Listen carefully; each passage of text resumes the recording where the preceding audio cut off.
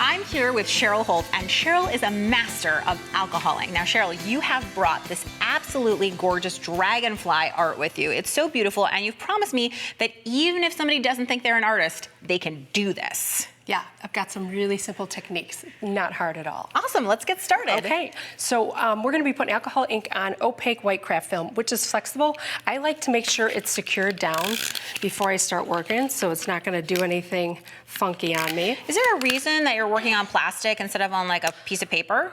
This is a hardboard. It's like melamine on masonite, and it's just a sturdy, it's non-porous for the most part. And what about the film? The film absorbs everything. It's awesome. So you can write on it with graphite. You can work on it. And alcohol ink is, of course, better on a shiny or a non-porous surface, I guess. Yeah, you can use it on any, but yeah, you get it's most exciting when you put it on a non-porous surface.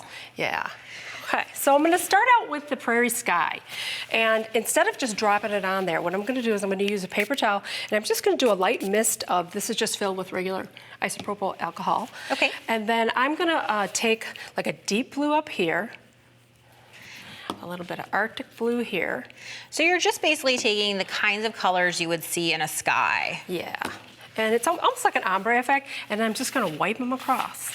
Okay, that was not enough, so I need to add a little more. And it dries really quickly, so you want to go ahead and have everything open, ready to go. And then I'm just going to kind of work my way down. That's and I'm nice. kind of changing as we go. Now, if I want to keep the bottom open for where my grasses are. But what I want to do is I want to go back in and just do some just little clouds. So I'm going to add a little bit more alcohol ink there. Then I can go back in and I can kind of pick up some clouds. So plain alcohol is going to remove the color. It's like the solvent. Yes, it's like the solvent. Another fun thing to do, if I spritzed it directly on there, it would be too powerful. So I'm going to spritz it on an old toothbrush. I was going to say, I hope it's not a toothbrush you're using. Oh yeah, I used it this morning. No, I'm just going to spritz it on there. Maybe that's not enough. And then you get some nice little, it's almost like when you're painting with acrylics and you can drop alcohol in or for watercolor when you put salt on there. Except you don't have to wait because it's almost dry already. Cool, so once you've done your sky, I'll take that for you. Sure. So now I'm ready to put in my prairie grasses. So this one's dry and already ready to go. I'm gonna switch colors. I'm gonna go with some warmer colors. And I'm gonna apply it in upward strokes, but I'm not gonna really like drawing on there. I am drawing, but I'm just wait, it gets better. So I'm gonna put just a lot of warm colors you'd find in the prairie, but then I really like to then pull out these grass stalks with different types of brushes. And I love this long, skinny brush. Will give you some funky things. A fan brush.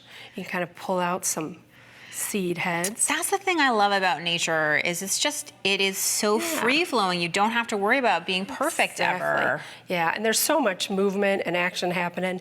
So next thing I wanted to do, I wanted to keep the sky pretty simple because the star of this whole thing is the dragonfly, or at least it is for me. So I just downloaded some clip art and I printed it on a laser computer film. And I call this auditioning.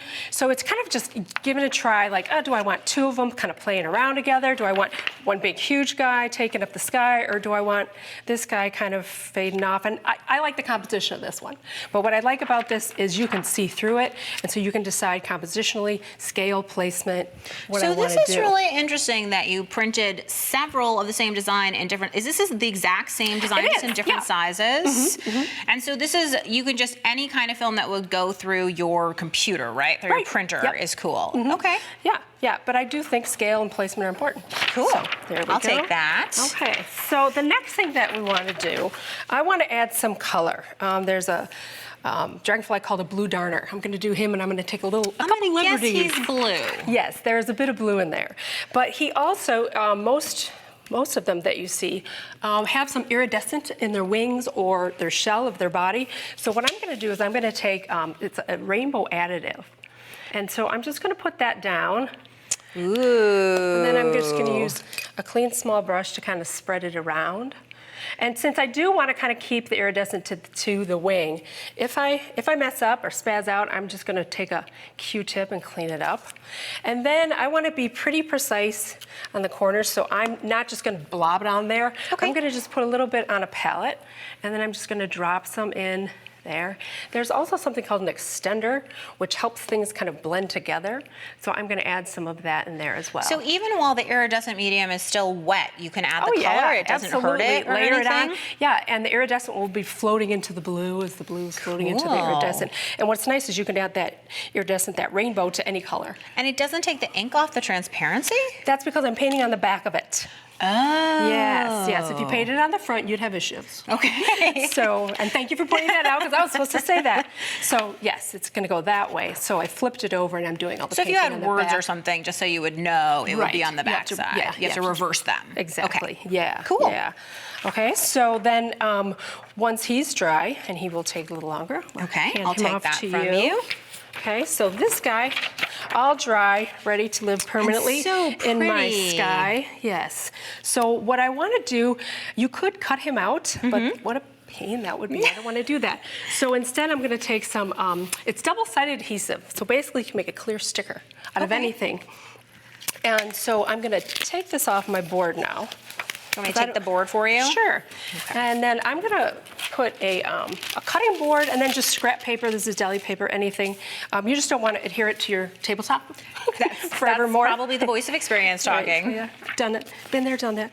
And then what I'm going to do is I'm just going to peel off one corner of the double-sided adhesive. Because obviously it has protection on both sides Sure. to keep the adhesive from being exposed. Sure.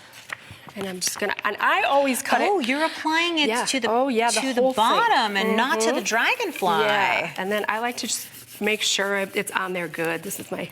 Is that a paintbrush without any bristles? This is just a piece of trim. Just a that's piece of wood. 30 years old that I've used forever. Wow. And it works really well. So now I've got it, and again, I cut it larger because if you cut it exactly and you're off, it sticks pretty well. So you want to be able to trim off the extra rather than have a half that isn't working. And I got to grab an edge. Okay, so now I'm going to take off the other edge, and so we don't see any adhesive. Okay. We got our dragonfly all iridescent, ready to go, and then you just place him on, and then, yeah. And then you're going to go ahead and cut that out? I like to use a ruler, Julie. I like to be a little precise. Oh. So that's why I put them on a cutting board underneath there.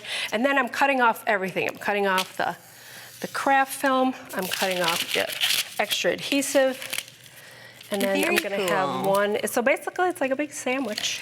So that when you're actually done cutting, we're obviously going to have one that looks like this. I did not realize that there was an entire sheet of plastic on top of that. I just thought it was beautifully shiny because it was shiny. Right. And if we look at some of the other ones that you brought with you, I love that you can do things that are abstract. You can do things that are obviously for nature. Personal favorite of mine, this tree one is it's like a tree at sunset. It's gorgeous. That was, I just snapped that, taking a walk. That's another idea of the back painting. So I flipped over the monarch, and then I also went in a different direction with some of the yellow underlayer. That is super duper cool. Thank you, Cheryl. These are awesome ideas. Thank you.